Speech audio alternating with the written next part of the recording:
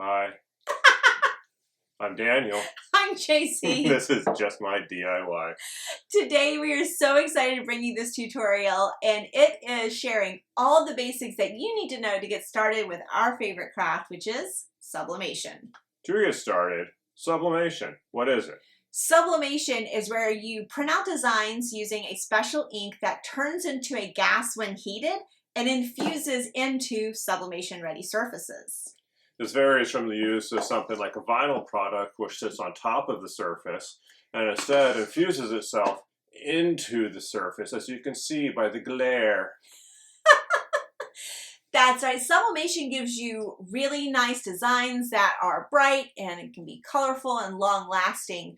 The great thing is that sublimation's not that hard to do, but there are quite a few things you need to know and some materials you need to have on hand to get started. So let's get started talking about ink.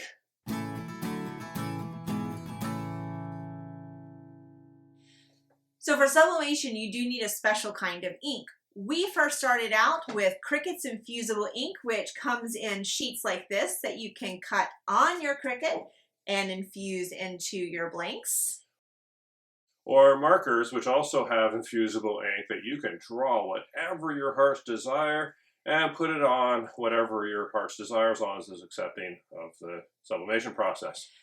So the great thing about infusible ink was it was a wonderful way for us to dip our toes in the sublimation water, but we very quickly realized that we wanted to do more, quicker, and easier, so we knew we needed a sublimation printer setup. There are dedicated sublimation printers made by companies like Sawgrass and Epson. They are not the entry-level expense that we were looking to spend, but they are definitely high-quality equipment. We decided instead to convert an inkjet printer into a sublimation printer. Now, a few considerations that you need to have with this is that you need an inkjet that doesn't use heat in its process to lay the ink down. Epson does not do that. There is a cartridge option and there's the EcoTank option. Cartridges have some difficulties due to microchips and ink installation, so we opted to work with EcoTanks. These are so easy to convert. You literally just put the sublimation ink in. One thing we will note is that you see two different sizes of printers here. We started off with the smaller one, quickly went to a wide format printer because we realized that we wanted to be able to sublimate bigger and better things. We'll link the printers down below that we have used, but know that pretty much any EcoTank can be used for sublimation. When you're choosing an ink for your EcoTank, should you go this route, there is a handy little top that a lot of companies are starting to produce to make the installation of the ink that much easier and cleaner and faster. Now we have used all three of the inks you see in front of you, the StarCraft Sublimation ink, the Cosmos Sublimation ink, and the Hippo Sublimation ink. We think they all perform beautifully. We would use all of these in our projects, so there's not one ink that we necessarily gravitate toward more than the other at this point, but having that EcoTank top is pretty important for the installation. It should be noted that use of sublimation ink in your EcoTank printers will void the warranty. So that is the trade-off. You can get into sublimation with an inkjet printer and convert it for a lower price point, but you do lose the benefit of a warranty. We will say we've converted 3 different EcoTanks and have had them for about a year, and we haven't had problems that we would have gone to Epson about with the warranty anyway. Now we're going to move on to paper.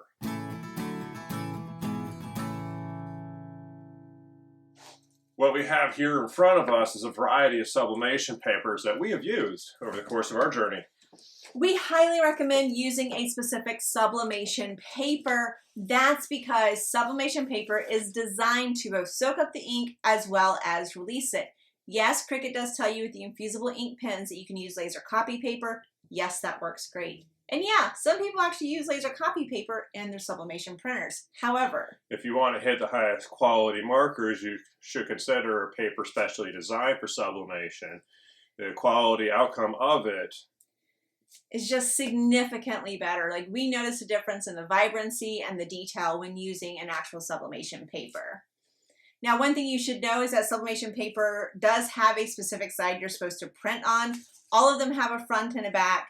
how they designate front and back differs. So just make sure whatever sublimation paper you buy, you know what the front and the back is. Now, should move on to blanks.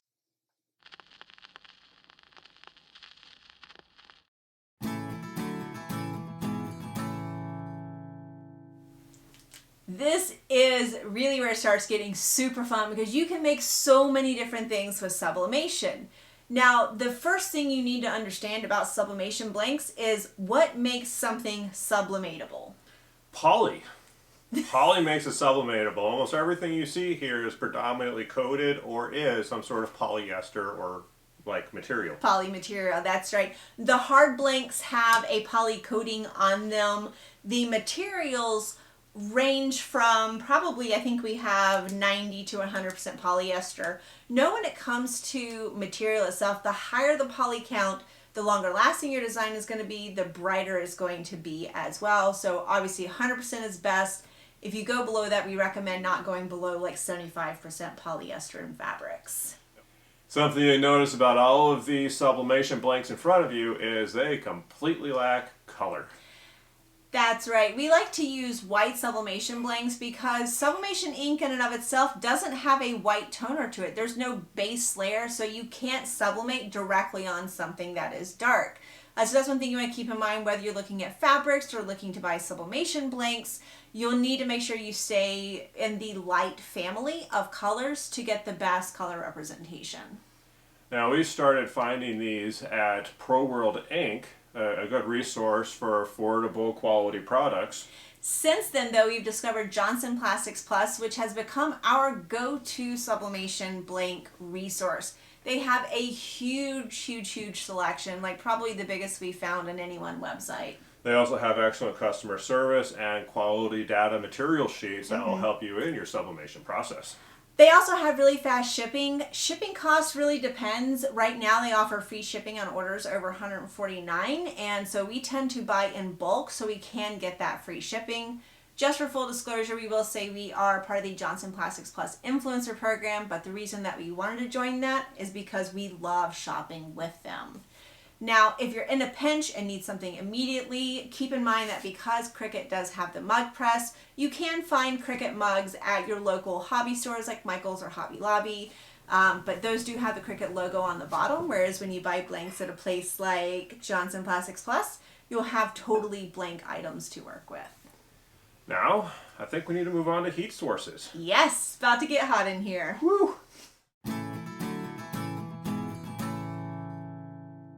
So as we said, you need heat to activate that sublimation ink and turn it into a gas so it can infuse into the surface. And to do that, there's a couple of different ways you can get there. We started off with the Cricut EasyPress 2 because we needed our temperatures to get upward somewhere in the 350 to 400 degree range. The temperature you'll need to sublimate varies by the sublimation blank, but that's the general range you're going to want to get to. The EasyPress ones don't get hot enough for sublimation. Also keep in mind things like a household iron also do not get hot enough for sublimation.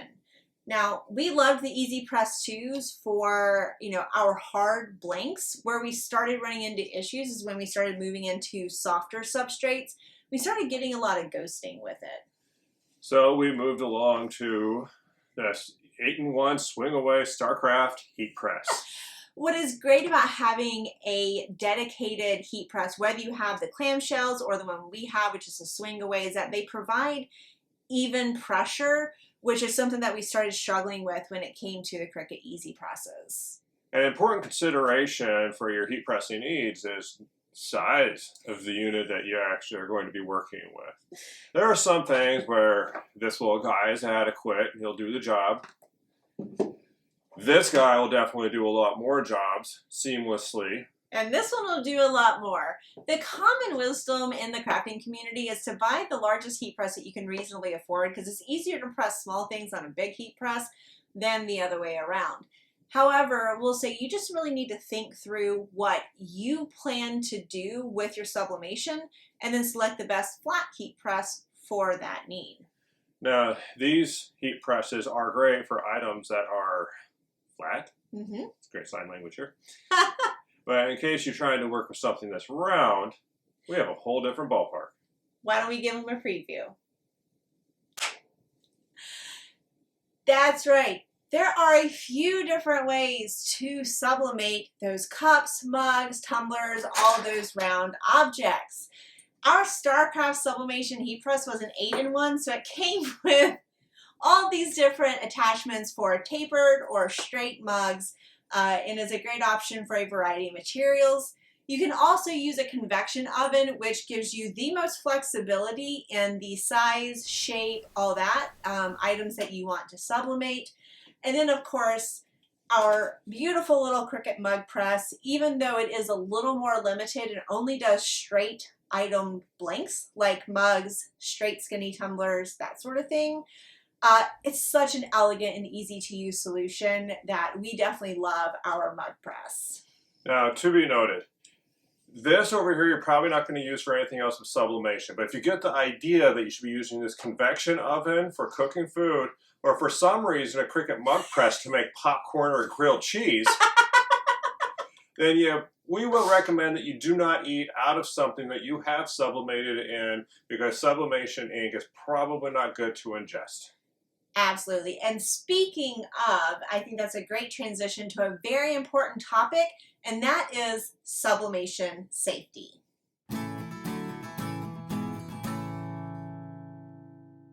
Safety is very important to us because as we're having fun playing with sublimation, we don't want to end up marring our surfaces or, burning down the house. Or potentially harming our own health. Sublimation is a vaporization process. There is no strict data to say whether or not it could hurt you or not, but we play on the side of caution with organic fiber vapor. What are these things called? Organic vapor filter masks. So technically, I guess they're respirators.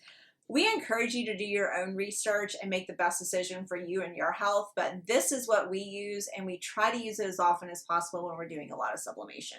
Also, when you're working in excess of 400 degrees, it's always a good idea to have a fire extinguisher present, gloves to handle such hot temperatures, and silicone trivets or as such in order to put 400-degree objects down onto. And later on, when you're like, I wonder how cool this sublimation object has gotten to, you can use your fancy laser doodad and it'd be like, ooh, it's 73.4 degrees. And the fancy laser doodad is, of course, a laser thermometer, and we'll include links to everything that we have here, of course, down below. It's a doodad. Speaking of things, there are a few additional things that we always keep in hand that we find make sublimation easier, safer, cleaner, so forth. So we're going to go grab those and wrap up with the final items that we like to use. 91. It's perfectly Such a safe. hottie. Such a hottie.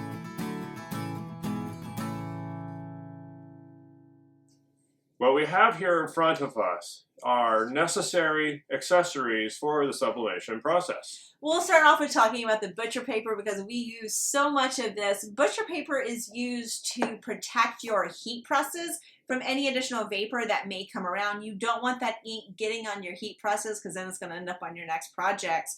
And it's butcher paper, not wax paper. Wax paper will melt into your projects.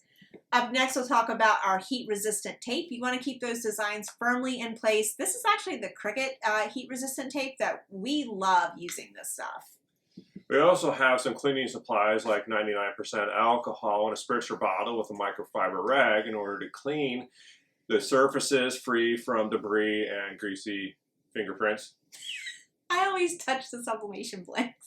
As well as a lint roller to pull off any lint static clung debris on cloth that we are about to sublimate onto as well. Speaking of cloth, we also like to use pressing pillows when we're doing t-shirts, whether they're for adults or kids. This just helps raise the surface above any seams and gives you a nice full contact with your heat press onto that material. Now, keep in mind that this was just an overview of sublimation for you guys. We have an entire sublimation playlist with things like how to convert an inkjet printer, how to sublimate in a convection oven, using our heat press. So we'll link that playlist down below. Make sure that you check it out. So if you like this video, you should click that like button, subscribe, ring the bell. Any questions we may have left unanswered, you should put in the comment line. And of course, know that everything that we have talked about and referenced will be found in the description as well. That's right. Also in our description are all of our social handles. Please connect with us across platforms. We love hearing from you guys. And don't forget to check out our blog at justmydiy.com. Thanks for watching.